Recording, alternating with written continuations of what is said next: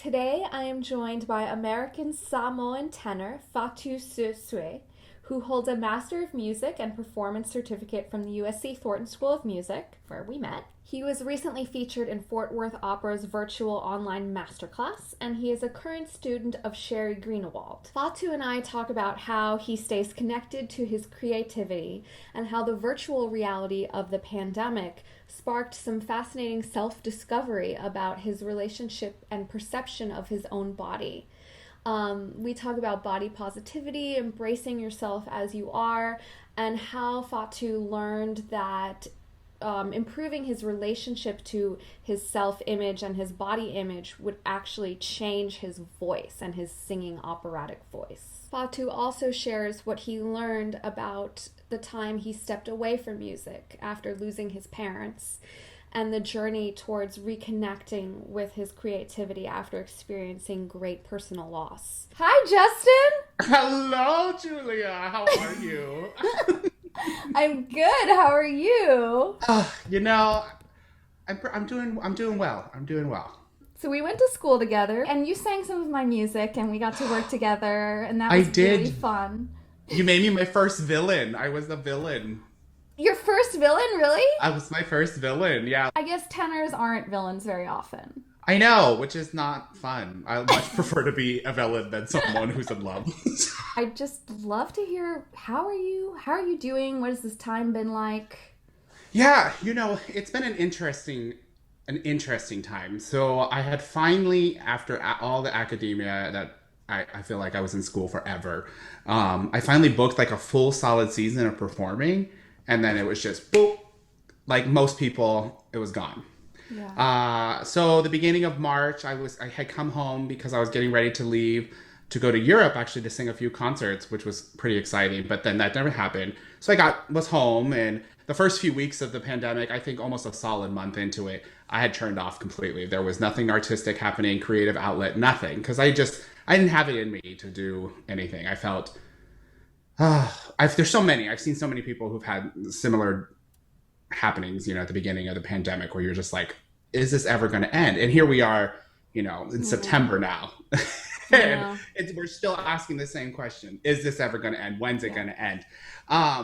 But much like when I gave up music in my early 20s and it came back to me after, some tragedies in my life, there's just somehow the creative side of me found its way back. So I like, I kind of did wake up one morning, was like, oh man, I am really exhausted. Like just physically, mentally, spiritually, all of these things, and something's missing. And it was just, I'm a very creative person. There's a lot of creativity inside of me, and it was just all bottled up and pushed down, and nothing was happening. And so I was like, you know what, let me sing. So I started singing. I started doing like this silly little bedroom karaoke thing because I was just singing random songs. I had like no direction, nothing. I didn't even know if I was going to be, still pursuing music at this point. Who knows, and what was going to happen at that time. And so I just randomly saw a friend that I met when I was an undergrad. She's a metropolitan opera singer, offering free coachings. And I was like, oh, people are doing that? Okay. Why not? I'll try it. And so I did it, and then one thing led to another, and then I just started singing more and more, 2 to 3 times a week with different coaches every week. And that's how the singing stayed active. It came back and it stayed active. And then I was like, there's just something else. When you're left in a pandemic with just yourself and only yourself and your thoughts, you have no outside influences really happening. So you're left with all of this, Yeah. alone time. So a lot of dissecting happened of, I really do have a lot of self-conscious thoughts about what I look like when I'm singing, what I look like in front of a camera, because now I'm in front of a camera all the time. And I've always been a very confident person, but sometimes that confidence can be misleading, where Sure. you put up a lot of that confidence to hide any kind of insecurities you have. I started getting little, not like I don't suffer from a lot of anxiety or panic things, but I started feeling that energy. And I was like, this is really strange for me. I thought I was like a very confident human being. And then I came to this point where it's like, but I reverted back to this like childhood thought of, well, I'm a guy. We're not supposed to have issues like this. We're not supposed to have self-conscious issues about our body and what we look like. You know, it's not something that's put forward. Samoan people, they're just always big. You know, it's not anything they've ever really had an issue with. They tend to make fun of themselves a lot because of it. And so I grew up with that, always making fun of yourself because you were big. And so I've always grown up with that. Like, I'm going to tell the fat joke so somebody else doesn't say it before me. So that's kind of, I think, that's kind of how a lot of us have grown up. We've always made fun of, you know, our size, because humor is just a good way to deflect a lot of things. So growing up Samoan, you just kind of, you know, everyone makes fun of being big, blah, blah, blah. But you're not supposed to be, so I remember when I was younger, talking to a cousin of mine, asking, you know, I was like, am I too fat? And they're like, what does it matter? That's a girl's problem. Literally with the exact words. And that stuck with me. So I never really verbalized my own, from a young child, my own insecurities about my size. I mean, especially if you're a gay man. Okay. You know, they said you know, the community sets up these unrealistic standards that women have been dealing with forever, and then we're placed in these subcategories in the community, and then I'm guilty of falling into that, where you're just like, that ideal is like, okay, I guess that's the type of gay man that I need to be, and then realizing that even if I wanted to look like, my body would never do that. This camera and coaching on Zoom is what made me realize that I was that self-conscious. Wow. Yeah. And I was like, good grief. And so, you know, I was just like, I went to bed feeling very defeated. This is about like 2 or 3 months into the pandemic, and then woke up and I was like, you know, I miss getting dressed. I miss getting dressed. And so I decided to put on some clothes, and I was like, and this is where this new hobby started. And I picked up, you know, had one of the people that lives here is a 12-year-old, and he's like my little brother. And I was like, hey, you're free labor. You're in the house. You're 12. You're 12. And so here's my phone. Just take a photo of me. And I was actually wearing this exact shirt, which is why I wore it today. But I was wearing this exact shirt for that photo. And he took it, and it was like one shot. And I was like, oh, wow, that looks really good. And it was the first time, and I kid you not, in my 34 years of living, that I looked at a photo and was like, wow, I'm cute. That's nice. Like, I crazy as that sounds, like that was the first time where I was like, oh, okay, that is. So then one thing left to another. I had all these clothes in my closet that weren't being worn. Right. And I was like, so I decided, you know what? I want something else to do. So every morning I woke up, we had 9:30 a.m. every morning. I woke up and got ready, put a different outfit on, and we walked around the house, the front and inside, outside, and just started taking photos. And one thing led to another. And I just, you know, I just embraced my big and tall, being 6'5" and, you know, Polynesian. And it's been so exhilarating, and it's really transferred into my own music making, because now I've fully accepted what my voice is and what it can do. And I think that comes from also fully accepting me, just me, what I look like and what I am, what I have to offer. It's more than what I look like. It's just my whole being and what I can offer.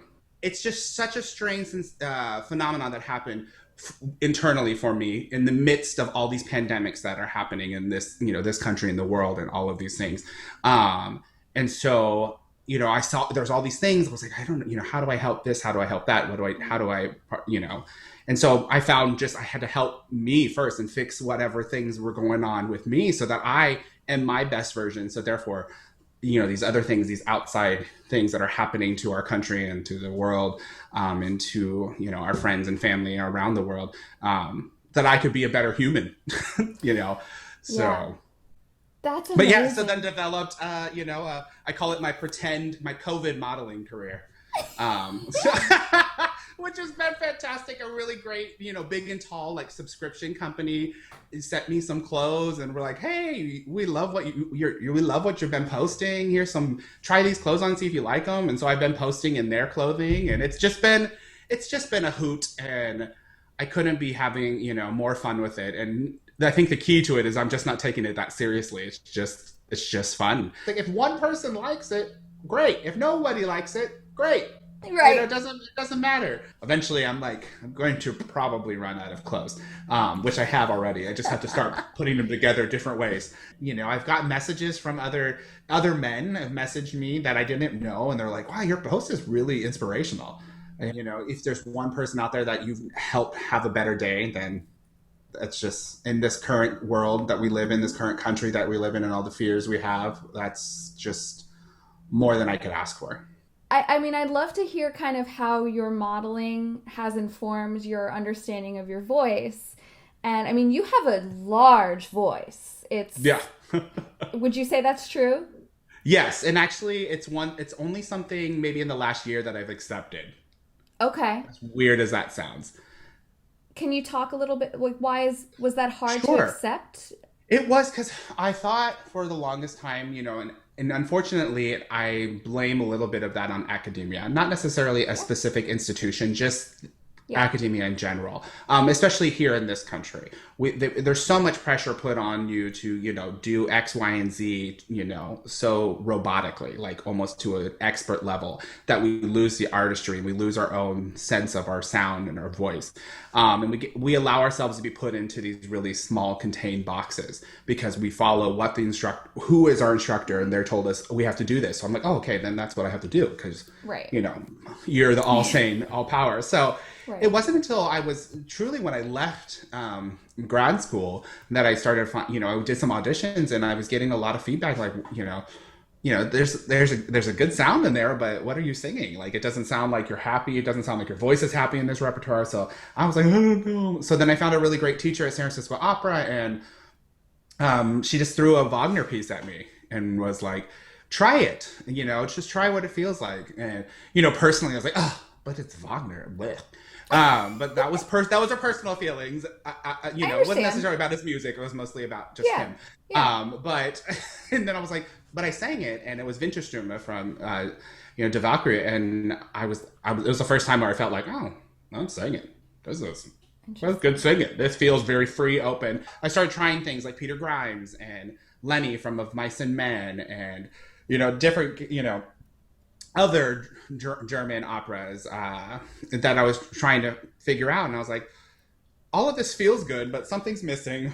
I'm not sure. And it was just my own acceptance of my voice. So then once I started taking these modeling photos, and I was like, I just feel really good. Like, these photos make, even taking them, I feel really good. Even if they look, however they look. To me, they could look terrible. Somebody else could think they look terrible, but to my eyes, I'm like, wow, that looks really good. Let's post that one. And so I think my acceptance of my body helped my voice settle. Wow. Because there was this inner dialogue, I guess, happening every time that I sang. I was like, okay, am I too big to be singing this particular role? And I'm not vocally too big. Am I too big physically to be taken seriously as this, romantic Italian tenor? Because of what my vision was all these much shorter men than me. And and what you see on the HD cameras that they do for operas, they're much thinner man than me as well. So I was thinking, okay, am I just too large for this? So once I got through, I started through these pictures, realizing like, man, I really do enjoy what I look like. I really do enjoy my body. It's carrying me through a lot in my life so far. It's done a lot of good for me. Yeah. And then I did a coaching, and she was like, what changed? It's just, the voice is so forward, so resonant. And I was like, I think it's just that I feel my own body. And, singing is a full body thing. Yeah. And the fact that I'm not thinking so much about like, okay, I got to hold this here. I got to and not hold my voice, but like hold my body, stand up here, make sure this is sucked in here. This, do I look good from this angle? And I used to think of all these things while I was in an audition, instead of just standing, planting my feet, breathing, and letting it go, and just enjoying the sound. Yeah. Are you saying you were producing physical tension in your body from Yes. your thoughts? Yeah, absolutely. Absolutely, because I was holding, like I was even holding like spots of my thighs to like hold the muscles there to try. And then one I just found these, relaxing. And I think it's because I truly do think the correlation was me accepting what I Yeah. physically was, that my voice was like, well, now we have a home. We know where we're going. We know what we can do. And then my breath opened up, my breath freed, and the voice got larger. It got much Sure. bigger. And then I realized, okay, I have this body, so it can support this voice. So now it made sense to me when I would walk into auditions why people would look so confused when I would sing. I'd be like, yes, I'm here to offer Tambino from Magic Flute. And they're like, huh? Can Okay. you And explain, like, for those of us who aren't singers, why is that confusing? I used to walk into auditions and and I think it's a preconceived idea of what people should sound like in a very Sure. specific role. And so I was always working on Mozart stuff, but it never felt good.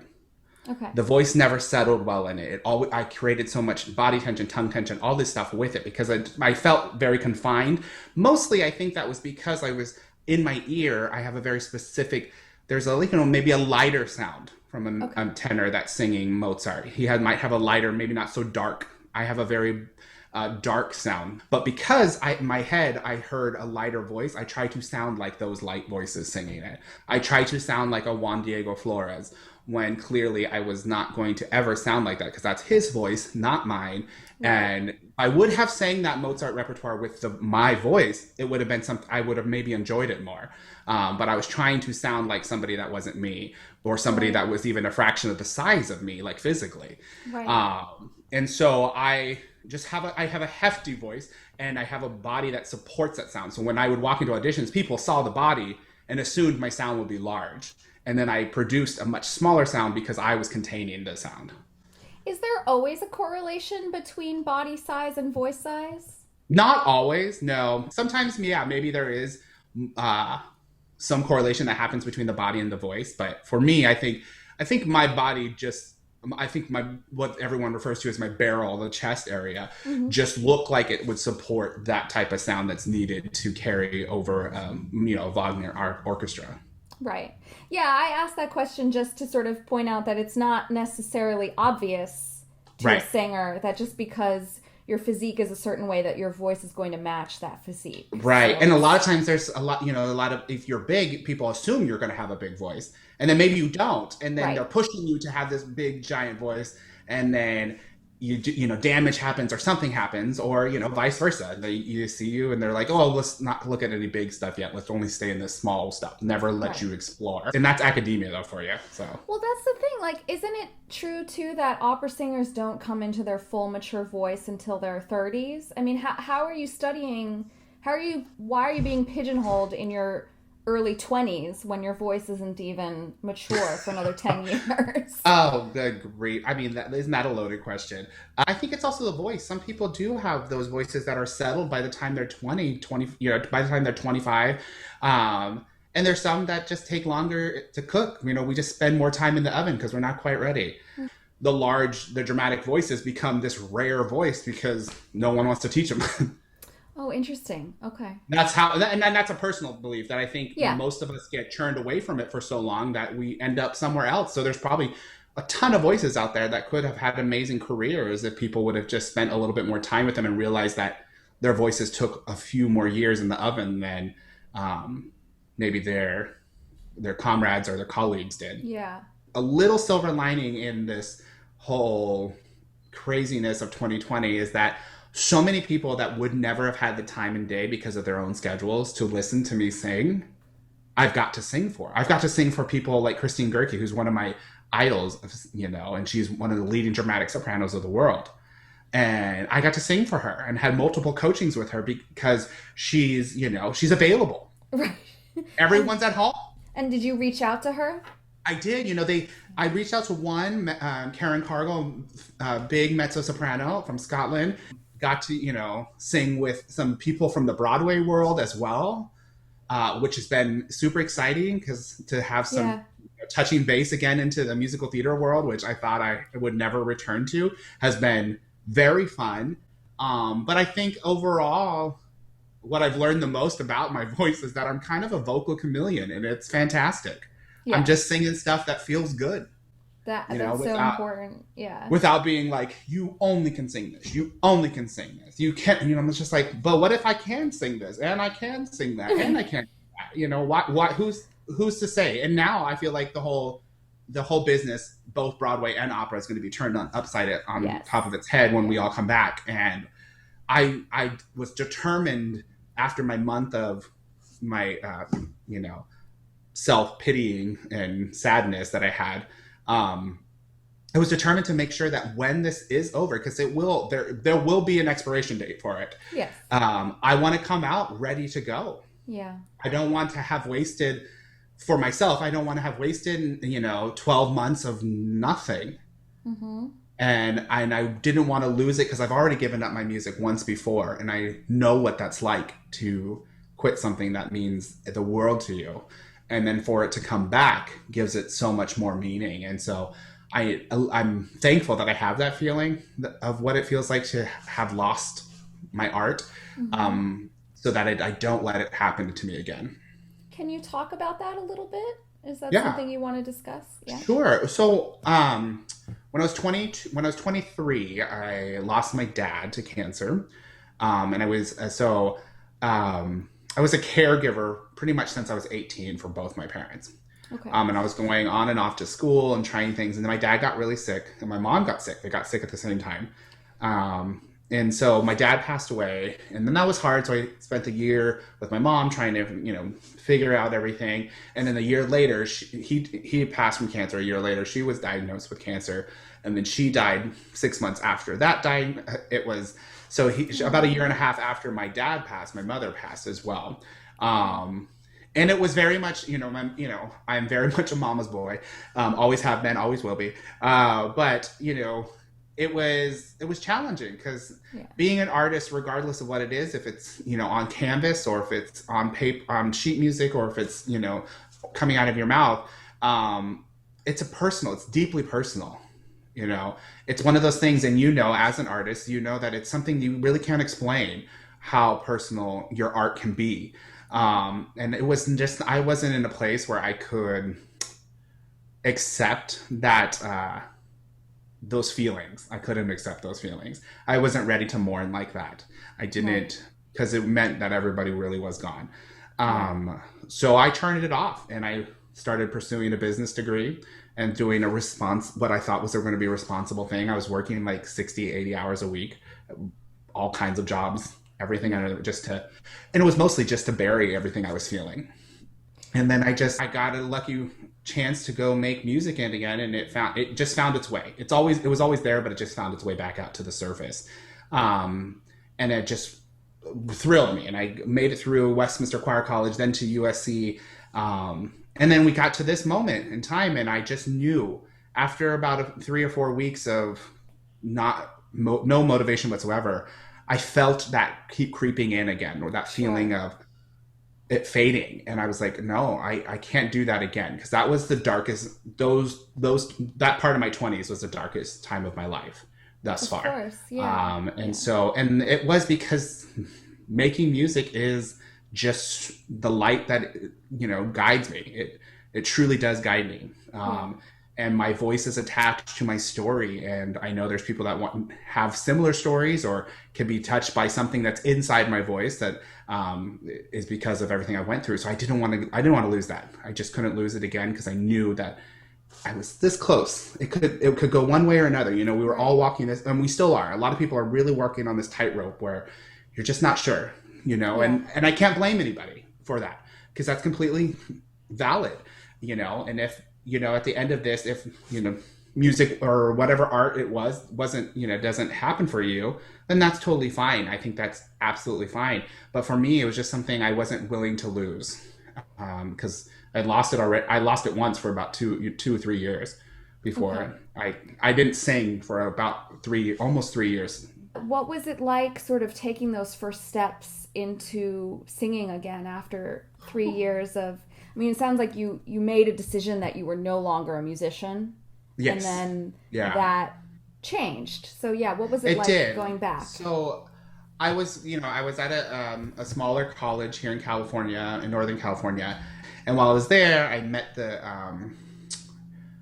the choir director, Dr. Amanda Quist, who to this day is the one who I credit to bringing me back to music. Is that woman, just phenomenal. And so I just ran into her randomly because I heard the choir singing, and then she was like, "Oh, you should, do you sing? Maybe you wanted to join." And I was like, "No, that's okay." And so I did.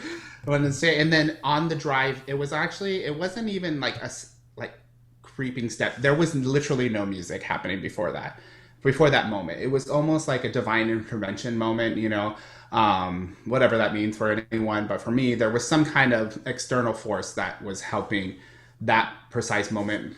Okay. And so on the drive home, I thought all about that. And I was just like, the minute I heard them singing, there was just live singing, because I hadn't been to a live concert or live, anything live with music. Of course, there's music on TV and the radio or whatever, but I didn't go to anything live. And walking past that choir room and hearing them make music really that was what stirred it back up. I was right. Like, oh. And it was just kind of something where it just stirred up quickly, because I think it had been waiting for that one little crack to happen, and then it was just going to shoot through. And so I thought about it for a long time, and then the next semester I thought about it. I was like, okay. So I started, listening more to a lot more music that I used to listen to a lot before my parents passed, like stuff I was working on or stuff that I was singing. And I messaged her back and I was like, you know what? I would love to audition to be in the concert choir, because I felt like, it was like, this could be something that just fills time. It's big enough. I'm just going to be one of like 80 people in this choir. It's not going to be that special. And so I sang for her, and then she was like, oh, why are you not singing? Right. And I was like, and then, I gave a very watered down version of why I wasn't singing. And she's like, okay, I think she knew. And to this day, I laugh about it with her, because I was like, did you just know? Because every time I happen to walk by your office, you're like magically having auditions for something. I'd be walking by her office and she'd be like, oh, how about you just come in and sing a little bit? It's okay if you don't know it. We'll just sight read it. And, I'll play along with you. And I'm like, every time. And, and I got the solos from that right. Every time. And so it just was one thing built on another. And then she transferred out and went to Westminster. And I was still not a music major. That following year, I spent a lot of time just kind of reaching out to an old theater group I used to perform with, asking if they needed any volunteer work, so I just try to be around some right. more live stuff happening. Because I left the school that she left, because I didn't really feel like I belonged there anymore. And, the theater group that I grew up performing with happened to be having their 25th anniversary. And so they did Hairspray the musical, and they needed somebody to play Edna Turnblad, the mother. And I was like, and it's always been a drag role. And I was like, well, why not? That's fun. And mind you, I hadn't been on a stage without a big choir or anything in years now, probably 3 years now. And this whole year, Dr. Quist had been emailing me being like, are you singing? Just checking in. Are you Aww. Singing? Sending me constant reminders of, make sure you're still singing, all this stuff. And I did the musical and went through the rehearsals and did the performances. And I realized it was during the performances, and when I was on the stage and there was people in the audience and the reactions, and I was like, oh, this is this hole that has been missing for the last 3 years. It was the best I'd felt since my mother passed away, was performing on stage in a role. And I wrote an email back when that show closed. I wrote an email back to Dr. Quiz, and I was like, I think I'm ready to pursue music like as a degree mm-hmm. and full time. And she emailed me back the next day with a whole list of everything I needed to do to apply. I found who I'm currently staying with, my very first voice teacher. She was so thrilled that I wanted to get back to music, because she kept, she promised my mother that she would find a way to get me back into music, which I found out much later in life. But, she let me find it on my own path. She had a conversation when she was in hospice care, with Dr. Llewellyn here, letting her know, will you please take care of my son? He still needs guidance. Was the words that she used, and don't let him lose music, is what she told her. And so she didn't know how to she of course made that promise to my mother, but didn't know how to follow through with that promise. That moment when I told her that's what I wanted to do, her face just lit up, much like my own mother's would. And I think that was a sign that I was doing the right thing, because it was when her face lit up, it was like my own mother's face lighting up. That's amazing. So did you, were you already living with her when the pandemic started? I was already living here when the pandemic hit. But the plans were to move on, but then those move on plans never happened. I have to say it's been I've had some wonderful, beautiful things happen to me since being in quarantine. Even amongst all the very, very tragic and ugly that's happening in our country and world right now. It's nice to find that balance within myself, to be fully accepting and enjoy that I have some joy, and not be shameful that I'm feeling some kind of joy, and also being aware and informed and empathetic and sympathetic to the situations that are happening. And even though I can, at the same time, I could still experience my own personal joy. Trying to just do my best to spread as much love and light as I can, because that's something I know I can control. So. Right. Well, thank you so much. Of course, it's so good. Look at your face. You're just so smiley. I love it.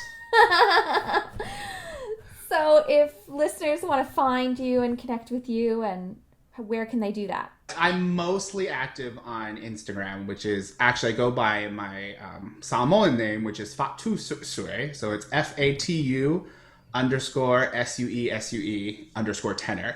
And I go by my Samoan name in all of my social medias and all of my performing, just as a tribute to my father. Funny story is, I use Fatu because somebody once told me to change my last name was too hard to pronounce for the opera community. I was told that by a professor, yeah.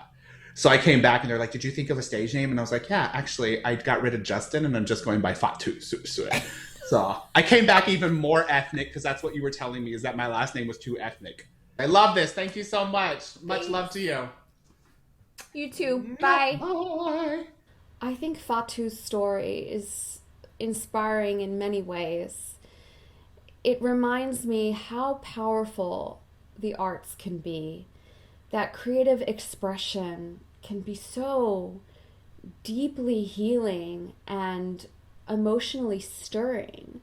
You know, he had to wait until he was ready to reconnect. You know, Fatu explains very eloquently that he was not ready to accept that his parents were gone, and so he could not be creative during that time. And I'm so grateful that Fatu shared with us how he reconnected with that part of himself when he was ready, and how deeply uplifting creating music ultimately has become for him. I think it's so inspiring that Fatu has learned to embrace himself and love himself for who he is, and it's just such a great reminder for all of us that we do really need to examine the parts of ourselves that we are not comfortable with and learn how to be in conversation with them. And that is really, I believe, the only way to reach our full potential